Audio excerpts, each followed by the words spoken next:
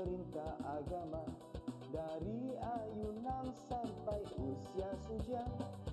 Bergegaslah wahai manusia, menambah bekal menuju surga. Assalam, assalam, ayo sinau agama Islam. Assalam, assalam, di TVRI Jawa Timur.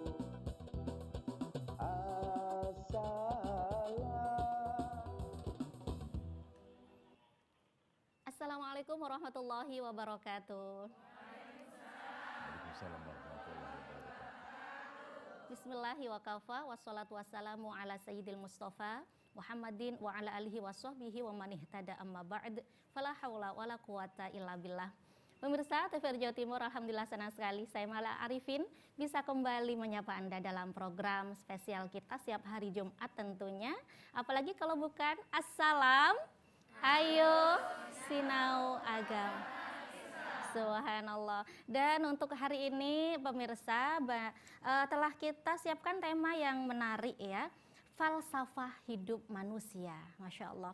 Seperti apa? Insya Allah akan dibahas secara tuntas oleh narasumber kita yang sudah hadir di studio TVRI Jawa Timur. Kita sapa bersama Bapak Kiai Haji Dr. Andes Kiai Haji Kasrowi Ahmad MHI.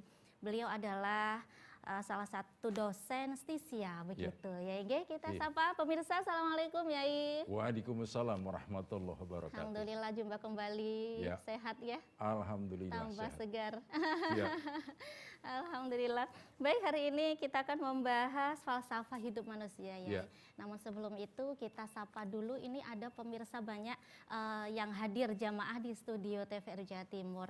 Yang pertama ada dari jamaah Majelis Taklim Nur Khadijah. Assalamualaikum.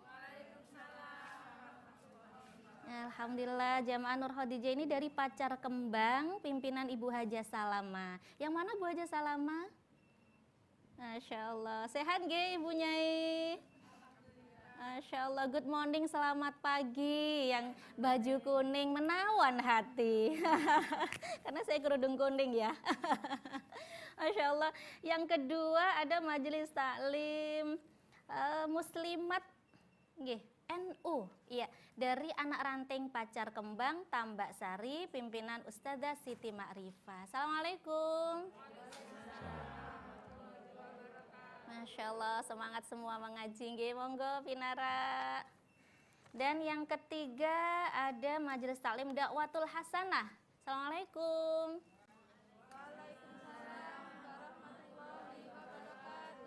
Alhamdulillah, semangat juga pakai merah-merah nggih. Yang keempat ada Majelis Taklim Muslimat NU lagi ya, dari anak ranting Kedung Seroko Tambak Sari, pimpinan Ibu Haja Rohimah. Assalamualaikum Ibu. Kalau udah hijau-hijau ini pasti muslimat ya. Baik, monggo Pinara dulu ya. Yang kelima ya, ada 5 Majelis Taklim Salsabila Pacar Kembang juga, pimpinan Ibu Haja Zainia. Assalamualaikum. Masya Allah. Alhamdulillah pada sehat semua nggih Bu nggih. Sudah siap mau ngaji ya Bu ya? Baik, kita simak bersama paparan dari narasumber kita. Nanti kalau ada pertanyaan disiapkan, ya. Baik pemirsa di rumah dan semuanya ibu-ibu yang di studio, Yai. Jadi dari tema kita falsafah hidup manusia. Ya. Mungkin bisa diawali, nggih, apa sih maksud daripada tema ini, Yai? Ya. Nggih, silakan. Falsafah hidup manusia. Kalau lihat temanya itu keren itu, ya kan? Keren itu. Keren, nggih. Ya. Falsafah hidup manusia, falsafah itu sendiri berasal dari kata ya yang berasal dari Yunani. Ya, itu berasal dari kata philosophia. Philo itu artinya cinta, sophia artinya kebijaksanaan. Baik. Makanya orang ya yang belajar filsafat itu akhirnya menjadi orang-orang yang bijaksana. Sampean bisa lihat di dalam sejarah itu seperti Socrates, Plato, Aristoteles, ya itu orang-orang yang bijak. Al-Kindi, Al-Farabi, Ibnu Sina, Ibnu Rus, Al-Ghazali, semua orang-orang yang memang sangat bijak karena mereka belajar filsafat. Nah, makanya saya tidak akan mengajak terlalu jauh. Saya hanya kepengen mengajak ibu-ibu, para pirsawan yang ada di rumah untuk berpikir lebih dalam tentang manusia itu sendiri. Dari apa manusia dicipta, untuk apa manusia berada, dan kemana manusia akhirnya. Baik. Jadi 3 jawaban, 3 pertanyaan inilah yang harus terjawab sebetulnya dalam diri kita manusia. Sebab kalau itu terjawab, insya Allah ini akan lebih mendekatkan diri kita kepada Allah Subhanahu wa Ta'ala. Ya. Baik, mungkin diawali kalau begitu hakikat manusia itu menurut Islam seperti apa ya? Hakikat manusia itu menurut Islam kan ruhnya. Hakikat manusia itu sebetulnya ya ruhnya itu. Ya. Itulah sebabnya maka yang menjadi hakikat, jadi inti daripada manusia ya ruhnya. Sementara ruh itu ada pada urusan Allah Subhanahu wa Ta'ala. Dalam Al-Quran dikatakan wa yas'alunaka 'anir ruh. Mereka bertanya kepadamu ya Muhammad tentang roh. Qulir roh min amri rabbi. Katakan bahwa roh itu ada pada urusan Tuhanku. Wa ma'utitum minal ilmi illa qalila. Tidaklah engkau diberikan pengetahuan tentang itu kecuali hanya sedikit saja. Ya. Baik. Ya. Artinya roh di sini tidak ada jasad begitu ya, bagaimana? Kalau roh tidak ada jasad juga dikatakan, tidak bisa dikatakan manusia tuh. Baik. Ya, cuman sebab manusia itu kan makhluk 2 dimensi, jasmani, rohani. Tapi yang menjadi intinya adalah ruhnya itu. Sebab apa? Jasmani mengalami mati. Sementara ruh tidak akan pernah mati. Baik. Ruh hanya pindah alam saja. Dari alam ruh ke alam dunia, dari alam dunia ke alam barzah, dari alam barzah ke alam akhirat. Baik. Dan akhirnya hidup abadan abadan. Roh manusia tidak pernah mati. Kita jasadnya aja yang mengalami mati. Okay. Bahkan ibu-ibu kalau tahu, ya kadang-kadang kita sering kan mendengar ada orang yang mengatakan hidup ini kan cuma sekali, ya kita nikmati. Padahal kalau sampean tahu itu salah sebetulnya. Hidup ini ternyata menurut Quran tidak sekali. Hidup menurut Quran itu 2 kali dan kita mati juga 2 kali. Makanya ada doa dalam Al-Quran, Rabbana amattana snataini wa ahyaitana snataini. Ya Allah, engkau matikan kami 2 kali dan engkau hidupkan kami 2 kali. Kapan kita mati yang pertama? Mati yang pertama ketika belum dikasih roh. Ya, sedangkan mati yang kedua ya mati di dunia itu. Mati di dunia itu mati yang kedua. Sementara hidup yang pertama kapan? Setelah kita manusia dikasih roh oleh Allah Subhanahu wa Ta'ala, termasuk kehidupan di dunia itu hidup yang pertama. Sementara kehidupan yang kedua adalah kehidupan setelah kita mati. Jadi jasad kita mati, kita masuk pada kehidupan yang kedua, dan kehidupan yang kedua itulah kehidupan yang selama-lamanya, abadan abada di situ. Baik, itu manusia ya, Inji. Ya. Nah, kalau tema kita tadi kan falsafah hidup. Ya. Makna falsafah hidup tersendiri itu apa, ya? Falsafah hidup itu maknanya adalah ya kita berpikir secara mendalam tentang kehidupan itu sendiri. Ya. Baik. Ya. Hidup itu sebetulnya apa sih? Ya, untuk apa kita hidup itu sebetulnya? Tapi pertanyaan itu supaya sistematis ya kita runtut dari yang 3 hal tadi. Baik. Dari apa manusia dicipta, untuk apa manusia berada, kemana manusia akhirnya. Baik, kalau Jadi begitu lengkap itu. langsung saja kita yang pertama ya. Ya. Dari mana manusia itu diciptakan? Ya. Oke. Dari apa manusia dicipta? Pertanyaan itu muncul adalah karena didorong adanya firman Allah dalam Al-Quran surat At-Tariq ayat 5 sampai dengan 7. Tolong Ibu dibaca, Bu. Baik, silakan. A'udzu billahi minasy syaithanir rajim. Bismillahirrahmanirrahim. Khuliqa min ma'in dafiq yakhruju min baini sulbi wattaraib. Sadaqallahul azim. Baik, bisa terjemahnya boleh?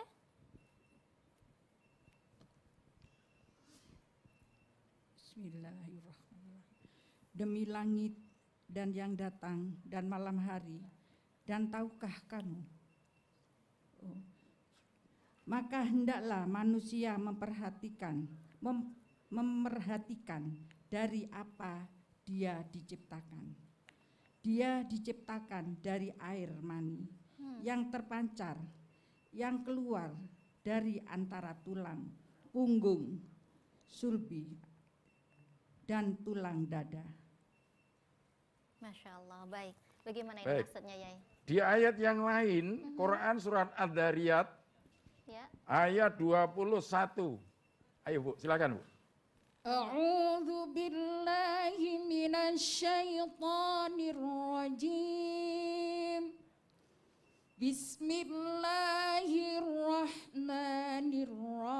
Bismillahirrahmanirrahim. Allah. Wa fi anfusikum afala tubsirun. Sadaqallahul azim.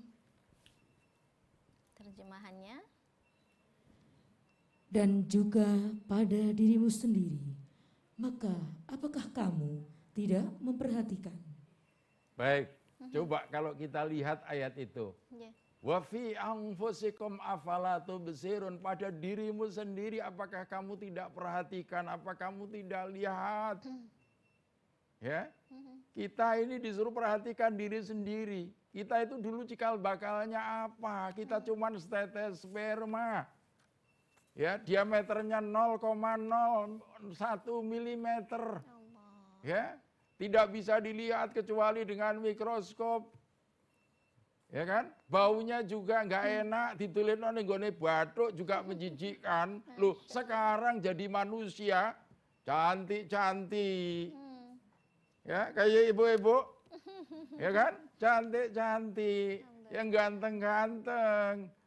Siapa itu yang ciptakan? Kita ditantang oleh Allah Subhanahu wa taala dalam Quran surat Al-Waqiah itu. A antum tahlukunahu am nahnul khaliqun? Adakah engkau yang menciptakan itu ataukah aku yang menciptakannya? Jawabannya adalah Allah Subhanahu wa taala. Nggih. Terus kita lanjutkan sekarang.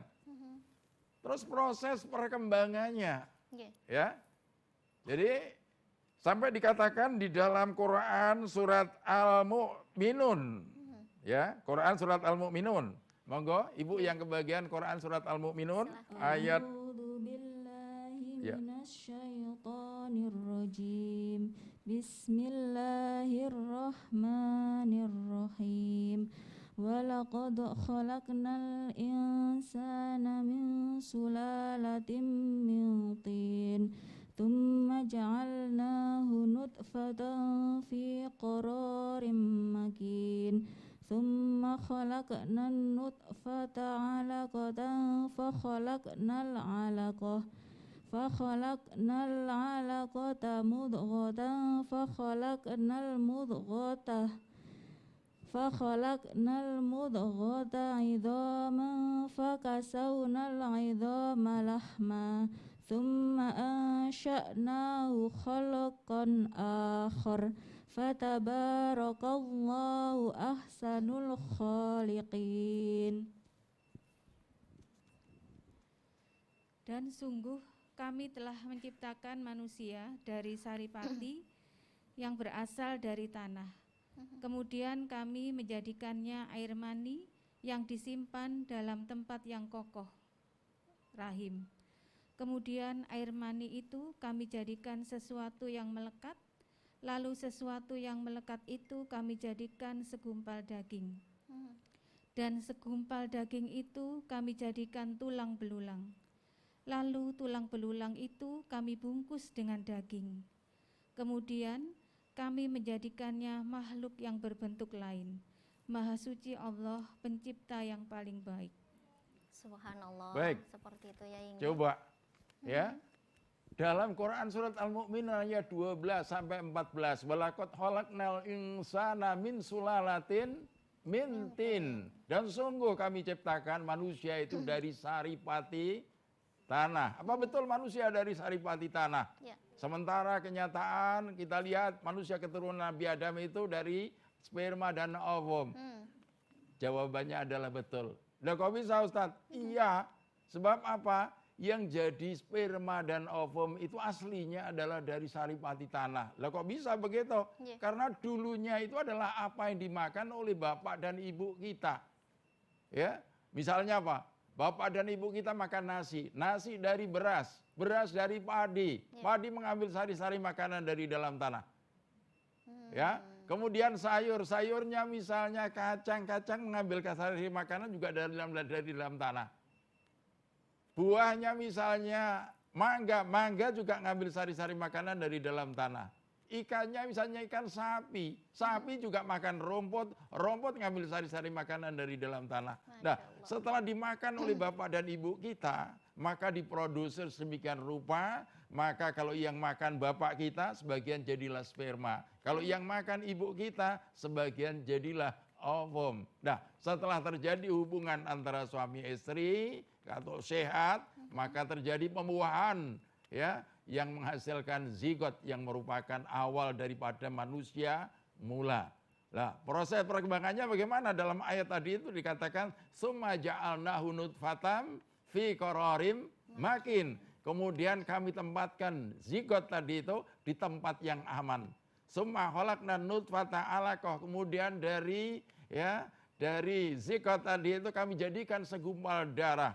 Fa khalaqnal 'alaqata mudghah. Dari segumpal darah kami jadikan segumpal daging. Fa khalaqnal mudghata idhaman fakasawnal idhama lahma. Dari segumpal daging kami ciptakan secara otomatis tulang-tulang belulangnya yang kami balut dengan daging. Summa ansha'nahu khalqan akhar. Kemudian jadilah ia makhluk yang lain sifatnya. Ya, yang lahir ke dunia sebagai bayi. Fatabarakallahu ahsanul khaliqin, maka maha berkah Allah sebaik-baik pencipta yang ada. Ini proses kejadian manusia menurut Al-Quran yang telah turun 14 abad yang silam. Baik. Ya. Artinya begitu prosesnya panjang sekali ya. Iya, dan itu pas. Ternyata kalau dibandingkan, kalau dihubungkan dengan penemuan hasil penemuan sains modern itu persis. Bahwa kejadian manusia itu bermula dari pertemuan antara sperma dan ovum, terjadi pembuahan, menghasilkan zigot, nempel di dinding rahim, berkembang saat demi saat, sampai kurang lebih 9 bulan, kemudian lahir ke alam dunia sebagai bayi. Nah, sekarang pertanyaannya, mungkinkah sperma yang mikroskopis, yang tidak bisa dilihat kecuali dengan mikroskop, yang diameternya 0,01 mm itu menjadikan dirinya sendiri, itu adalah suatu hal yang mustahil. Pasti ada yang menciptakannya. Siapa? Allah Subhanahu wa Ta'ala. Ya. Baik, ya, melihat proses terjadi ciptaannya manusia kan begitu panjang ya. Tapi bagaimana ketika kita harus meyakini bahwa ketika Allah mengucapkan kun fayakun, maka jadilah langsung jadi. Itu apa sekejap mata atau sementara prosesnya seperti itu bagaimana ya? Iya, fa di situ itu menunjukkan proses itu. Ya. Fa di situ itu menunjukkan proses di situ itu. Kun fayakun, ya. Jadilah fayakun, maka jadilah dia. Ya. Itulah sebabnya maka seperti kejadian Adam dan kejadian Isa alaihissalam, sampai dikatakan inna masalah Isa indallahi kamasali Adam khalaqahu min turab summa qala lahu kun fayakun. Sungguhnya perumpamaan kejadian Isa di sisi Allah adalah sebagaimana kejadian Adam khalaqahu min turab. Ya, dia diciptakan dari tanah, summa qala lahu kun fayakun, kemudian Allah katakan jadilah fayakun, maka jadilah dia. Lah, ini kan khusus orang seperti Adam dengan Nabi Isa, yang Nabi Isa lahir lewat perantaraan ibu Maryam, sementara Adam lahir tanpa ayah dan ibu. Makanya disitulah kuasanya Allah Subhanahu wa Ta'ala. Ya. Artinya tidak sekejap aja begitu ya. Iya, nah seperti langit saja, langit dan bumi diciptakan oleh Allah Subhanahu wa Ta'ala juga. Walladzi khalaqas samawati wal arda fi sittati ayyamin. Ya. Kenapa kok enggak kun fayakun langsung Ya. jadi aja? Ternyata di situ masih ada 6 masa. 6 masa, Ya, Masya di Allah. situ Baik. itu menunjukkan ada proses di situ. Nggih. Oleh karena itulah makanya kalau manusia itu tahu bahwa segala sesuatu itu mengalami satu proses, Ya. ya kejadian itu, ya manusia akhirnya akan tahu kebesaran Allah Subhanahu wa taala. Nah, proses itu sendiri kan kalau di dalam kamus The New Webster Encyclopedia of Philosophy di situ dikatakan proses itu kan way in which something goes on. Jadi sesuatu yang ditempuh itu proses. Baik. Jadi seperti orang bikin tempe itu loh. Orang bikin tempe mulai kedelai, ya didang dulu, kemudian diica-ica. Setelah itu dikasih apa itu ragi, kemudian dibiarkan aja jadi tempe. Ya, itu mulai dari kedelai sampai jadi tempe itu mengalami satu proses seperti Masya itu. Allah. Ibu-ibu ada yang memproduksi tempe ini ada? Masya Allah. Baik, luar biasa nggih, subhanallah, Ya. ciptaannya Allah. Nah, ya berbicara manusia, Nabiullah Adam alaihissalam ini Ya. ada juga konsep ya para ilmuwan itu berpendapat bahwa manusia pertama itu adalah manusia purba. Ini Ya. betul mana ya? Nabi Adam atau manusia purba bagaimana? Nabi Adam itu, Hmm, ya itu berangkat itu kan dari teorinya Darwin itu. betul, nggih. Ya, dalam Darwin itu dalam teorinya itu kan teori evolusi itu, the origin of species by man of natural selection. Itu dikatakan bahwa manusia ini adalah berangkat dari proses seleksi alam yang dulunya dari kera, kemudian sampai akhirnya berevolusi terus jadi manusia. Kenapa setelah jadi manusia kok berhenti? Baik. Kadang-kadang dikasih alasannya karena apa? Kera dan manusia itu ya struktur tulangnya itu sama. Lah kalau sama apa kera itu dari manusia atau manusia dari kera? Ya. Nah sekarang bebek dan mentok itu juga ya sama mirip itu, mirip. Apa Baik. bebek yang dari mentok atau mentok dari bebek? Baik, Ya, keledai jawabannya. sama kuda itu juga mirip. Ya. Apa kuda yang dari keledai, apa keledai yang dari kuda. Sapi sama kerbau itu juga mirip. Apa sapi dari kerbau atau kerbau dari sapi. Luar Ya, kan, ya, biasa. gitu. Boleh tepuk tangannya Ibu-ibu. Masya Allah. Baik, luar biasa pembahasan kita. Kita akan lanjutkan ya setelah jeda. Nggih, pemirsa jangan kemana-mana. Assalam akan segera kembali sesaat lagi. Assalam, assalam di TVRI Jawa Timur.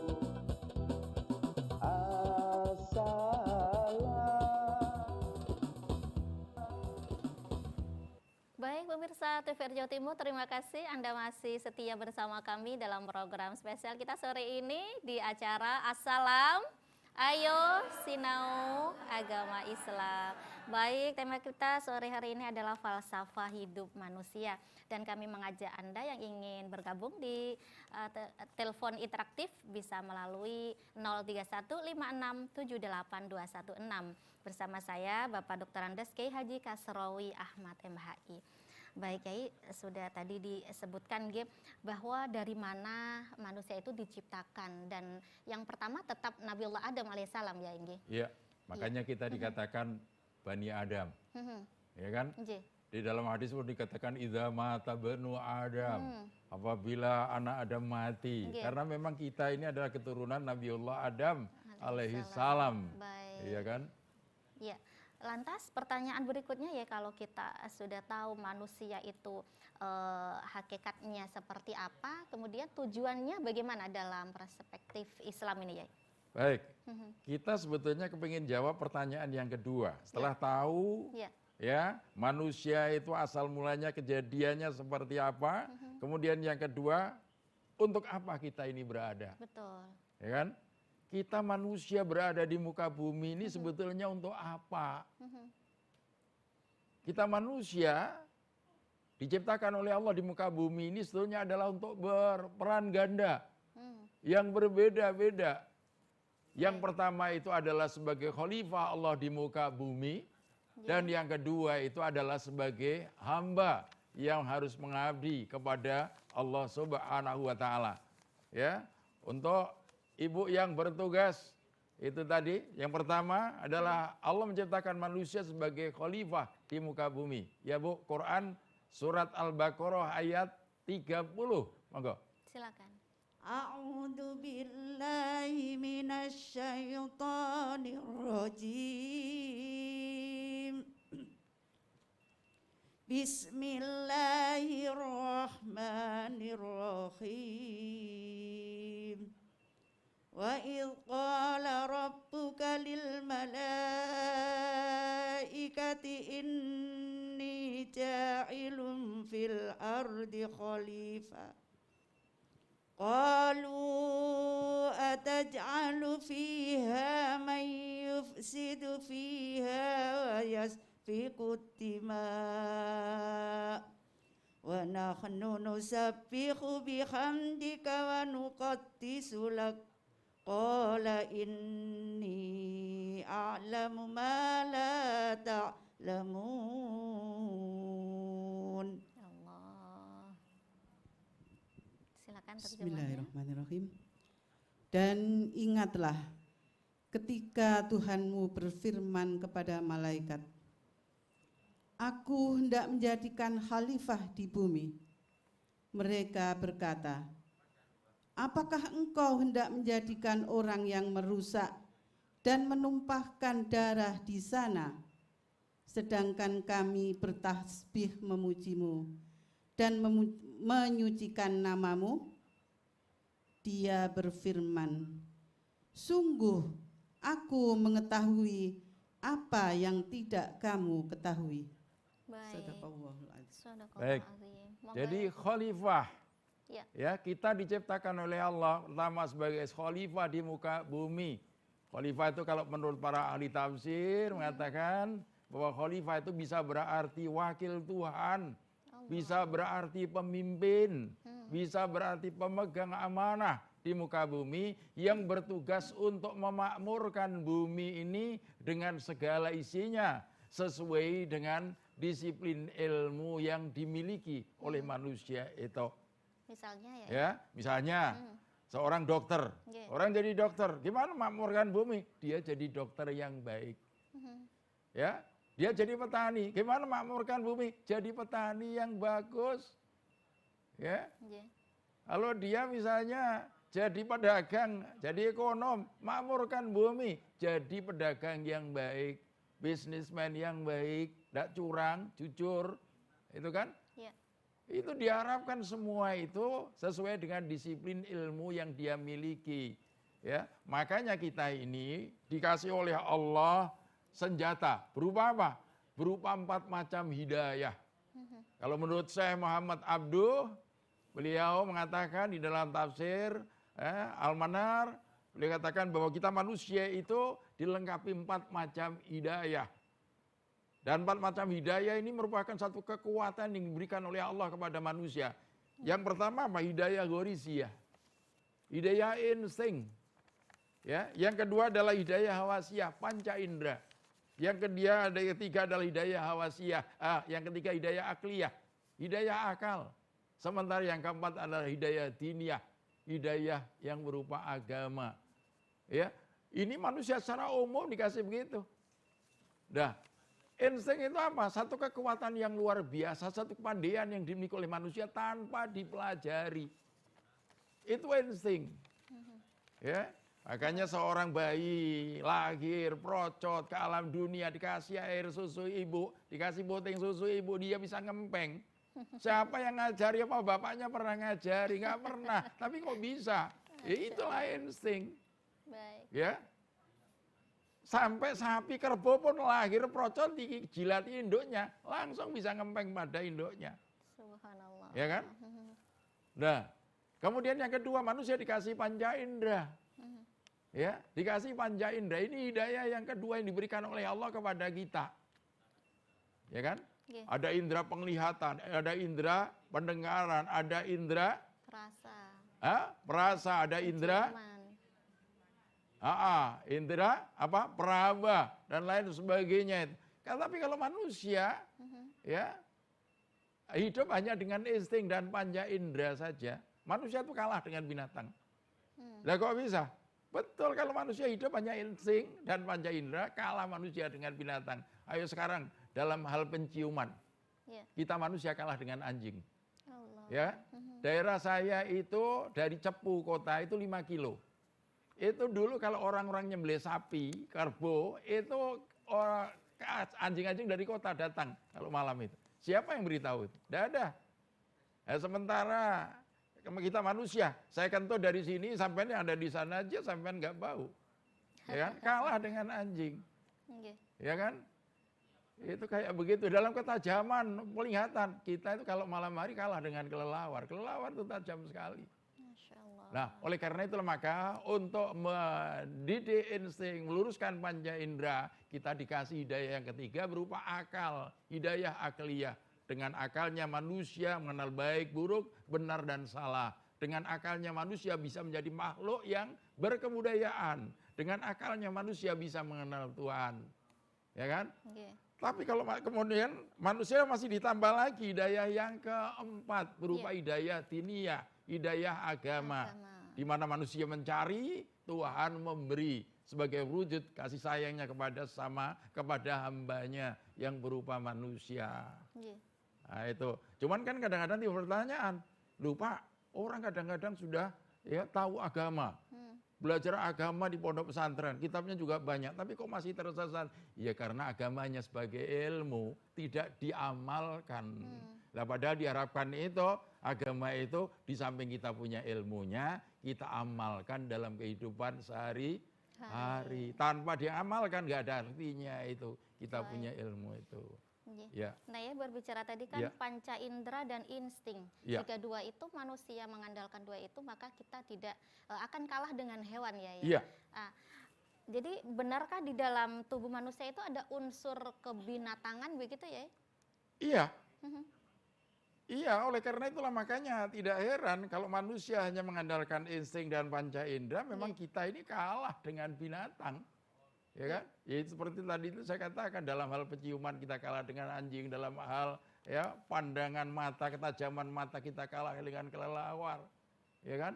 Bahkan kadang-kadang manusia kalau hanya dengan insting plus panca inderanya ya jadi binatang itu. Akhirnya ada seorang anak memperkosa ya orang ibunya sendiri ala ninja gara-gara habis nonton. Ya, itu karenanya dengan itu. Makanya kita ini dibimbing dengan akal ya. Setelah dibimbing dengan akal, ditambah kita ini dikasih petunjuk berupa agama. Ya, supaya diamalkan dalam kehidupan sehari-hari. Makanya kalau temanya ayo belajar agama Islam itu pas. Cuman jangan bilang, Ustadz kita ini sudah banyak yang sepuh-sepuh kok belajar tentang agama Islam. Belajar agama Islam itu tidak mengenal usia. Belajar itu utlubul ilma minal mahdi ilal lahdi. Jadi menuntut ilmu itu mulai dari ayunan sampai ke liang lah. Jadi konsep long life education, pendidikan sepanjang hayat itu sebetulnya adalah konsepnya Islam itu. Ya. Masya Allah, baik luar biasa. Assalam. Ayo sinau agama Islam. Boleh tepuk tangannya. Masya Allah. Jadi yang pertama tadi tujuan manusia diciptakan adalah sebagai khalifah ya. Yang kedua ya? Yang kedua adalah sebagai hamba. Makanya Allah mengatakan dalam Al-Quran, wa ma khalaqtul jinna wal insa illa liya'budun. Tidaklah aku ciptakan jin dan manusia kecuali agar jin dan manusia itu mau beribadah kepadaku. Makanya kalau kita hidup ini tidak untuk ibadah, rugilah kita. Kita ini hidup kalau bukan untuk ibadah, maka kita akan kalah dengan hewan, bahkan lebih rendah daripada hewan. Makanya tadi yang kebagian ya, Quran surat ini walaqad dara'na walaqad dara'na ila jahannama. Tolong Bu dibacakan Bu. Silakan. Al-A'raf 179. A'udzu billahi minasyaitonir rajim. Bismillahirrahmanirrahim. Walaqad dara'na li jahannama katsiran minal jinni wal ins lahum qulubun la yafqahuna biha walahum a'yunun la yubsiruna biha walahum adhanun la yasma'una biha ulaika أولئك كالأنعام بل هم أضل أولئك هم الغافلون صدق الله العظيم. Allah, moga terjemah. Dan sungguh akan kami isi neraka jahanam banyak dari kalangan jin dan manusia. Mereka memiliki hati tetapi tidak dipergunakan untuk memahami ayat-ayat Allah. Dan mereka memiliki mata tetapi tidak dipergunakan untuk melihat tanda-tanda kekuasaan Allah. Dan mereka mempunyai telinga tetapi tidak dipergunakan untuk mendengar ayat-ayat Allah. Mereka seperti hewan ternak, bahkan lebih sesat lagi. Mereka itulah orang-orang yang lengah. Shadaqallahul adzim. Walaqad darokna li jahannama katsiran minal jinni wal ins. Dan sungguh kami ciptakan neraka jahanam itu yang paling banyak isinya ada dari golongan jin dan manusia. Mengapa? Lahum qulubun la yafqahuna biha. Mereka punya hati tapi hatinya tidak digunakan untuk memahami ayat-ayat Allah. Walahum a'yunun la yubsiruna biha. Mereka punya mata tapi matanya tidak digunakan untuk melihat ayat-ayat Allah. Walahum a'yunun la yubsiruna biha. Mereka punya telinga tapi telinganya juga tidak digunakan mendengarkan ayat-ayat Allah. Ulaika kala an'am, mereka bagikan binatang ternak, balhum adol, bahkan lebih rendah daripada binatang. Ulaika humul ghafilun, mereka itulah orang-orang yang lupa kepada Allah Subhanahu wa ta'ala. Makanya kalau hidup ini manusia nggak mau ibadah, derajatnya, harkat martabatnya turun bagaikan binatang, bahkan lebih rendah daripada itu. Nah, cuman kadang-kadang kan orang bertanya, Ustaz, kok di situ ada ayat-ayat Allah? Ayat Allah itu ada dua macam. Ada yang tersurat, ada yang tersirat. Yang tersurat apa? Yang tersurat itu Quran, itu ayat-ayat Allah. Yang tersirat, apa yang ada di alam semesta, itu adalah merupakan ayatun min ayatillah. Ya, adalah merupakan satu pertanda adanya kekuasaan Allah Subhanahu wa ta'ala. Baik, luar biasa. Ya. Boleh tepuk tangannya ibu-ibu. Masih semangat nggih? Coba assalam. Ayo sinau agama Islam. Baik, silakan yang mau bertanya, monggo. Yeah. Boleh mic-nya. Dari Majelis Salim Muslimat NU, nggih. Pacar Kembang, silahkan. Baik, terima kasih atas waktunya. Yai, bagaimana supaya kita menjadi manusia yang bermanfaat, minimal pada diri sendiri dan bermanfaat bagi orang lain untuk mencapai insan kamil. Matur sembah nuwun. Baik, dengan Ibu siapa, Bu? Siti Ma'rifah. Bu Siti Ma'rifah dari Muslimat Pacar Kembang, ya, silakan. Supaya kita menjadi orang yang bermanfaat begitu ya. Tipsnya ya? Ya, supaya kita itu jadi orang yang bermanfaat. Tipsnya bagaimana? Ya apa yang kita dapat, kita punya ilmu itu dimanfaatkan. Ya, sebisa-bisanya. Insya Allah jadi manfaat. Saya dan istri itu kebetulan kuliah di fakultas yang sama. Basicnya dulu dari pesantren dua-duanya, ya. Tapi kita waktu kuliah itu, kita tidak hanya melulu kuliah. Ya, di samping aktivis di organisasi, kita ini juga ngajar ngaji. Tahu sampean? Ngajar ngaji. Sekarang yang namanya murid-murid saya itu banyak sudah jadi dokter, jadi doktor, ya. Bahkan ada yang jadi guru besar. Itu manfaatnya itu luar biasa. Baik. Itu kayak begitu. Oleh karena itulah maka doktrin saya kepada murid-murid, kepada para mahasiswa, kalau kalian kepengen ilmu manfaat, begitu kalian dapat ilmu, manfaatkan. Satu contoh aja sekarang, diajari tentang tentang Sayyidul Istighfar, ya, misalnya mahasiswa diajari tentang Sayyidul Istighfar. Begitu dia hafal, coba kalian manfaatkan. Ya, kalian amalkan dalam kehidupan sehari-hari. Tiap hari coba baca Sayyidul Istighfar 3 kali. Ya, akhirnya apa? Akhirnya jadi ilmu manfaat kan? Tularkan kepada ibunya, kepada bapaknya, kepada keluarganya. Itu gitu. Kita ngajari anak-anak misalnya apa? Tentang Quran, tentang hadis. Setelah anak-anak dikasih tugas, misalnya apa? Untuk hafalan ya, Quran surat Al-Mu'minun ayat 12 sampai 14 misalnya tentang proses kejadian manusia. Begitu hafal, coba kalian kalau sholat ayat itu praktekkan.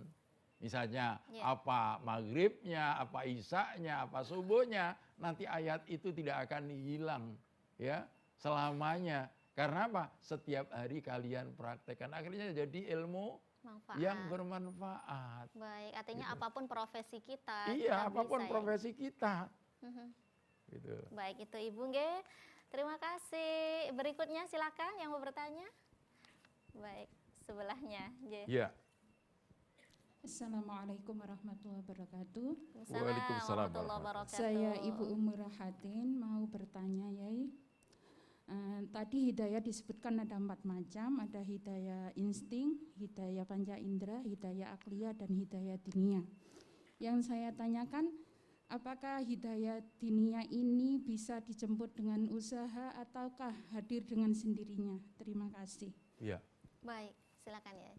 Baik, sebetulnya secara umum manusia dikasih 4 macam hidayah itu kalau menurut Syekh Muhammad Abduh. Ya, yang beda itu antara satu dengan yang lain itu adalah hidayah taufik dan inayah dari Allah Subhanahu wa Ta'ala. Itu yang beda. Jadi manusia secara umum itu sudah dikasih 4 macam hidayah.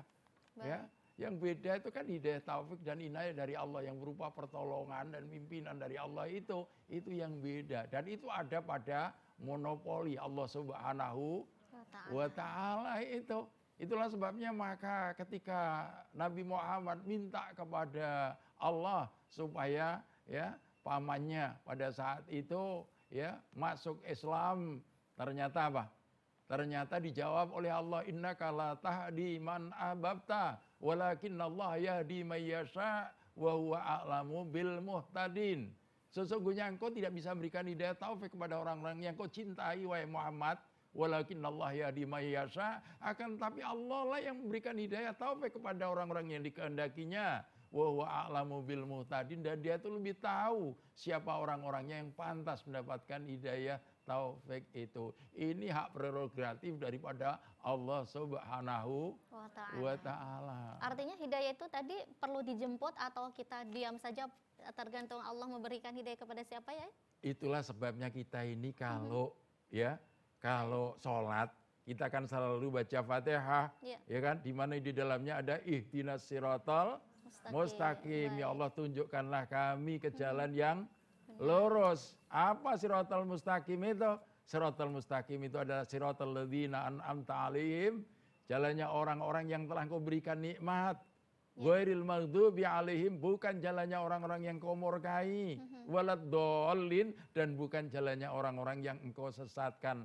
Makanya apa? Ya, untuk menjemput itu, misalnya hidayah itu, kita selalu mohon petunjuk dari Allah Subhanahu wa Ta'ala. Baik, Masya Allah. Makanya kita ini sampai ya tiap hari kita ini kan diajari oleh Nabi supaya kita berdoa, Allahumma a'inni ala dzikrika wa syukrika wa husni ibadatik. Ya Allah, tolonglah kami agar kami ini jadi hamba-Mu yang pandai mengingat-Mu, pandai mensyukuri nikmat-nikmat-Mu, dan pandai beribadah kepadamu. Itu selalu kita minta kepada Allah Subhanahu wa Ta'ala. Termasuk buat anak-anak kita, buat keluarga kita, ya itu kita doakan.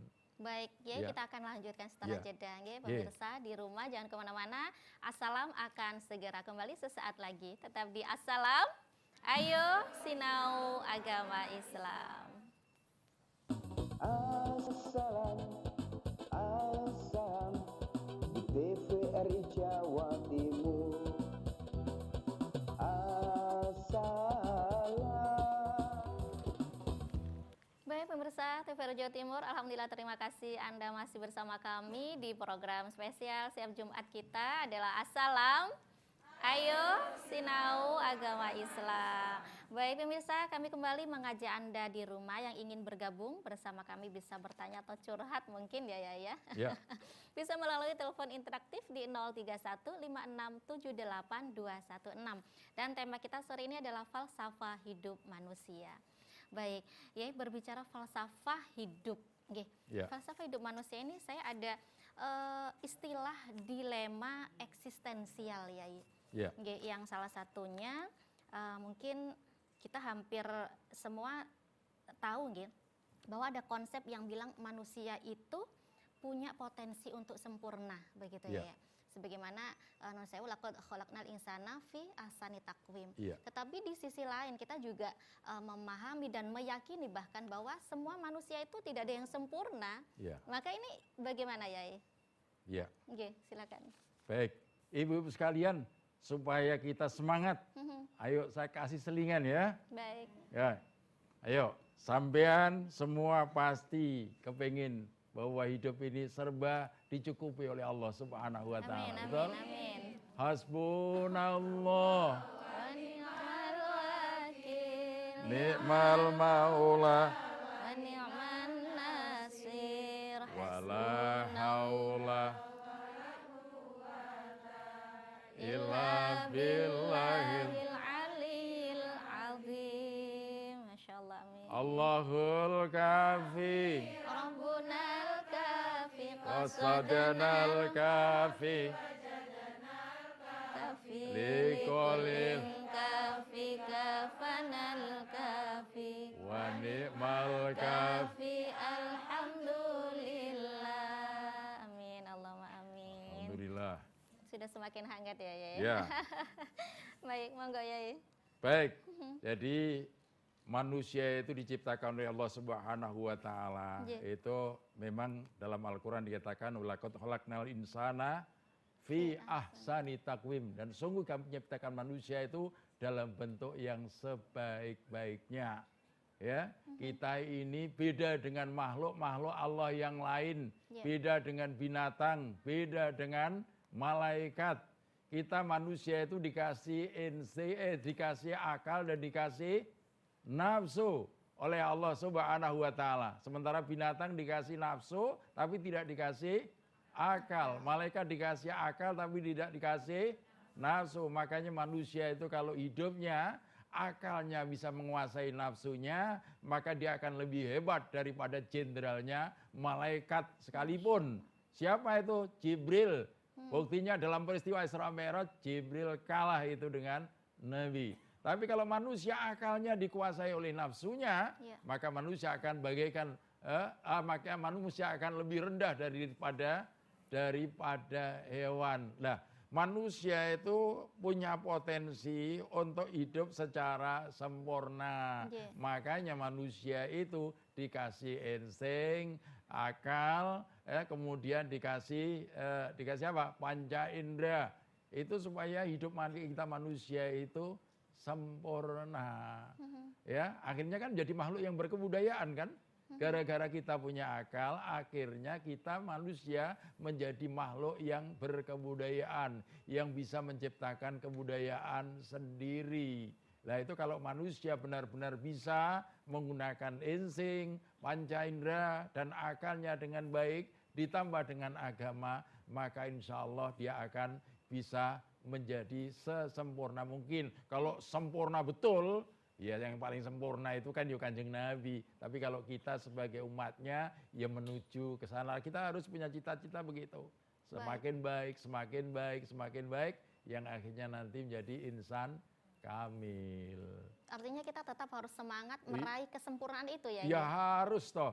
Nah kita itu seperti puasa, ya itu kan harapannya selama 1 bulan kita ini kan ditatar betul. Yeah. Itu harapannya supaya apa? Supaya nanti setelah Ramadan sampai Ramadan berikutnya kita ini lebih baik daripada sebelum puasa. Baik. Itu untuk 1 tahun. Tahun depan puasa lagi untuk 1 tahun lagi. Puasa depan tahun lagi, puasa lagi untuk persiapan tahun berikutnya, akhirnya tambah tahun-tahun baik, tambah baik, tambah baik, sampai akhirnya menjadi manusia yang paripurna. Itu Baik. kan targetnya begitu. Iya. Nah, masih dalam dilema ya, Iya. eksistensial tadi antara hidup dan mati ya. Iya. Di satu sisi kita itu kan dituntut untuk memahami bahwa kita ini hakikatnya hidup begitu. Sampai ada beribadahlah seakan-akan kamu hidup selamanya kan seperti itu ya. Tetapi di sisi lain kita ini dituntut juga untuk memahami bahwa kita ini akan mati gitu. Jadi jangan mencari harta sampai lupa gitu. Jadi bayangkan bahwa besok kita akan mati. Ini kan dilema ya. Bagaimana antara hidup dan mati? Begini sebetulnya. Ya. Kita ini kan diajari oleh baginda Rasul bahwa hidup ini kalau menurut filsafat akhlak, ya itu sebetulnya yang kita cari apa sih? Yang kita cari adalah sa'adah fid daraini, kebahagiaan di dua tempat, ya kebahagiaan di dunia, kebahagiaan di akhirat. Itu kan yang kita cari. Itu kalau dalam bahasa filsafat itu dikatakan sebagai the universal happiness, kebahagiaan yang universal. Di situ. Itulah sebabnya maka Nabi mengajari satu doa kepada kita, dan doa ini paling disukai oleh Nabi. Doa apa? Doa sapu jagat. Itu kan doa yang paling disukai oleh Nabi. Ya, Rabbana atina fid dunya hasanah wa fil akhirati hasanah wa qina adzabannar. Ya Allah ya Tuhan kami, berilah kami kebahagiaan hidup di dunia, kebahagiaan hidup di akhirat, dan peliharalah kami daripada siksa api neraka. Nah, kadang-kadang timbul pertanyaan, Pak, apakah dunia dan akhirat itu harus imbang? Kalau begitu harus imbang ya Pak. Yang bilang harus imbang itu siapa? Ya, dunia dan akhirat itu sampai kapan saja tidak akan imbang. Nabi itu loh pernah ditanya oleh sahabatnya, ya Rasul, tolong gambarkan antara kehidupan dunia dengan akhirat. Apa katanya Nabi? Coba masukkan tanganmu ke laut. Setelah itu ambillah tanganmu. Air laut yang nempel ke tanganmu itulah kehidupan dunia. Sementara air laut yang terbentang luas itu kehidupan akhirat. Itulah sebabnya maka kita harus proporsional dalam menyikapinya. Ya, dalam menyikapinya, dan orientasi kita harus benar. Makanya dalam Al-Qur'an dikatakan mangkana yuridu harsal akhirah nazid lahu fi harsi. Barang siapa yang orientasi hidupnya itu adalah untuk akhirat, maka kami akan tambah ya keberuntungannya. Akhirnya apa? Dunianya katut. Tapi sebaliknya, wa man kana yuridu harsad dunya nu'tihi minha wa ma lahu fil akhirati min nasib. Barang siapa yang orientasi hidupnya cuman untuk dunia ansih, jadi sing dikejar cuman dunya tok, maka kami akan beri di dunia ini sebagian, tapi di akhirat dia tidak mendapatkan apa-apa. Makanya kita ini dalam menyikapinya harus benar. Kita ya hidup di dunia ini cuma sementara, ya kan?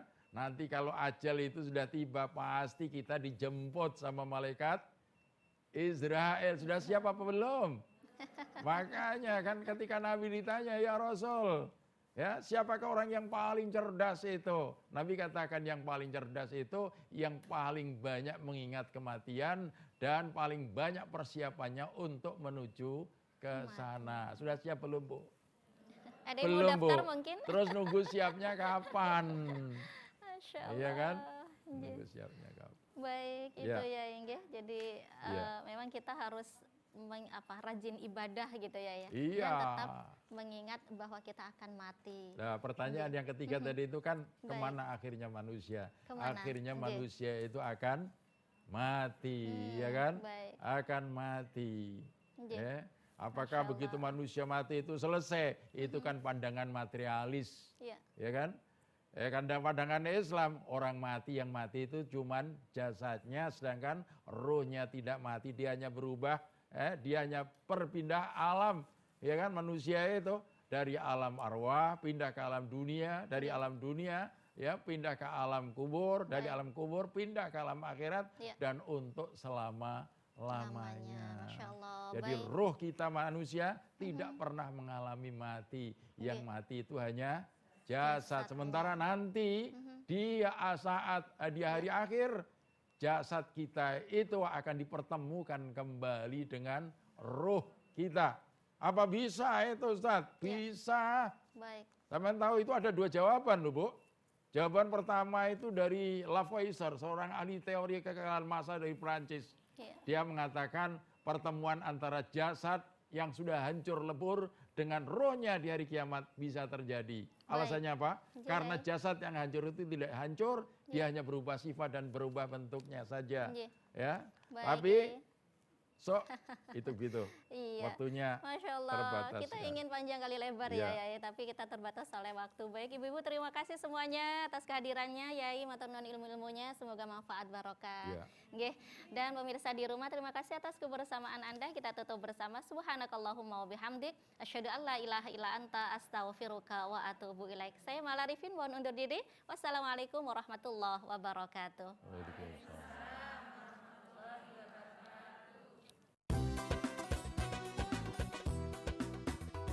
Mencari ilmu perintah agama dari ayunan sampai usia senja. Bergegaslah wahai manusia, menambah bekal menuju surga. Assalam